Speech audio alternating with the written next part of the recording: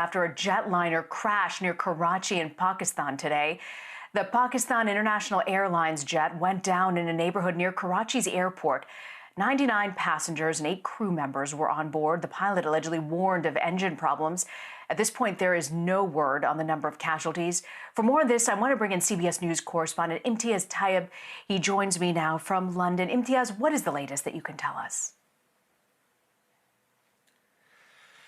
Yeah, Rena, frankly, a very fast-moving and horrifying situation on the ground in Karachi right now. What we know is that an Airbus 320 was traveling from the eastern Pakistani city of Lahore and then crashed in a residential area in the southern port city of Karachi. Now, Karachi is not just any city. It is a mega city of over 20 million people. It's also where the country's largest and most busy airport is. Now, in the sort of hours since this horrifying crash, we've heard some chilling audio from inside the cockpit of the captain relaying a mayday signal, saying that he'd lost engine power. But there's also an extraordinary amount of confusion on the ground, as you can imagine.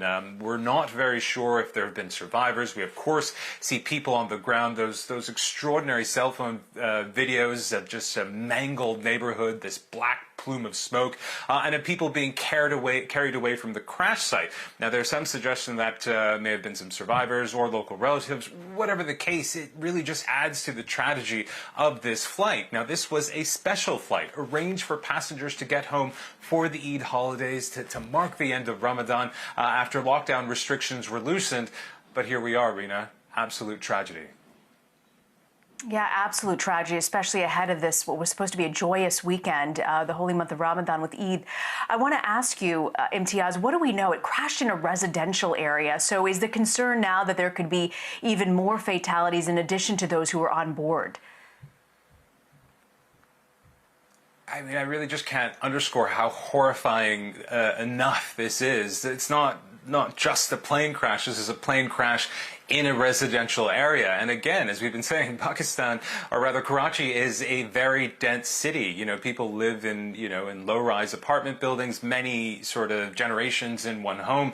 And again, just those horrifying scenes, these plumes of smoke billowing into the air as rescue workers and residents try to search the debris for survivors. And we've also been hearing from reporters on the ground who say that they've witnessed the charred remains of people being loaded into ambulances, and that they've also found several other people who are injured, including children, being rushed to hospital. Now, as we've been saying, there are at least 107 people, including the crew, on board that flight. We understand that at least 40 bodies have been recovered so far. But, from what we can see of this sort of terrifying situation, in fact, we also have some security footage that has just been released as well, just showing us just what was going on. I mean, it just sends a chill down your spine, and you have to consider, this is, as we've been saying, it's not just, a plane crash. It's a plane crash in a densely populated area.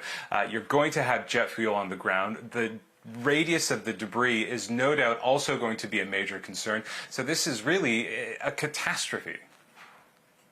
And Imtiaz, what happens next with this investigation? I know it's a holiday weekend with marking the end of Ramadan with Eid, but what's the sense now? Well, Pakistan's Prime Minister Imran Khan has taken to Twitter saying that he was shocked and saddened by the crash, and that he would be launching a, quote, immediate inquiry. Pakistan's army has also sent helicopters to the area to assess the damage and to assist with rescue efforts.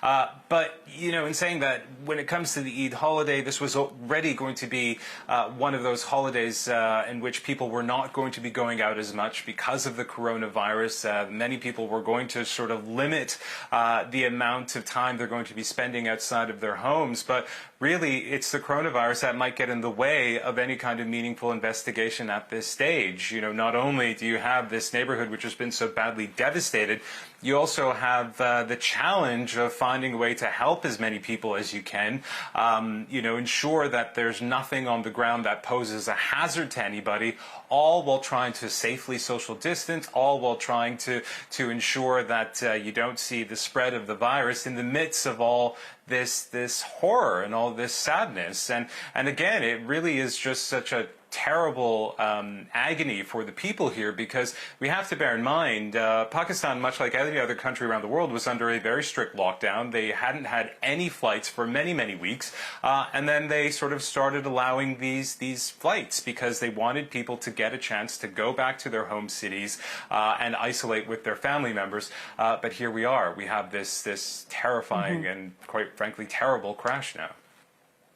It certainly is. We'll be continuing to follow this, as we know you will. Imtiaz Tayyib coming to us from London. Thank you very much, Imtiaz.